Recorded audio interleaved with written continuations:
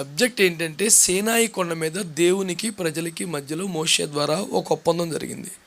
ఏమన్నా తప్పు జరిగితే, పాపం జరిగితే గొర్రెపిల్లని పావురాన్ని ఇలా అర్పించండి, ఆ రక్తం ద్వారా మళ్ళీ ప్రాయశ్చిత్తం జరిగితే నేను మీకు దేవుణ్ణి ఉంటాను, మీరు నాకు ప్రజలు ఉంటారు, ఇది మీకు నాకు మధ్యలో ఒప్పందం అన్నాడు.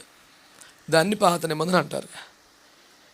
ఆ నిబంధన లోపము కలిగింది, సంపూర్ణ సిద్ధి కలిగించట్లేదు. కాబట్టి కల్వరి కొండ మీద యేసు ప్రభు తన రక్తంతో నిబంధన చేశాడు. ఇది కొత్త నిబంధన అంటారు. సీనాయి కొండ మీద మోషే ద్వారా దేవునికి ప్రజలకు మధ్యలో జరిగిన ఒప్పందమేమో రద్దయిపోయిన పాత నిబంధన. కల్వరి కొండ మీద యేసు రక్తం ద్వారా చేసింది కొత్త నిబంధన. వీడు పాత నిబంధన అనగానే ఆది కాడ నుంచి మలాకి దాకా మొత్తం కొట్టేసరికి ఉంటాడు. వీడు కొత్త పుస్తకం జోలు పెట్టి తిరుగుతుంటాడు. వీడు సండే స్కూలోడు కదా, వచ్చిన బాధ ఇది. వీడితో ఒరే 39 పుస్తకాలు కొట్టేయలేదురా, ఇంకా సగం భాగం నెరవేరవలసిన ప్రవచనాలు ఉన్నాయరా, నువ్వు అప్పుడే చుట్టేసి పుస్తకం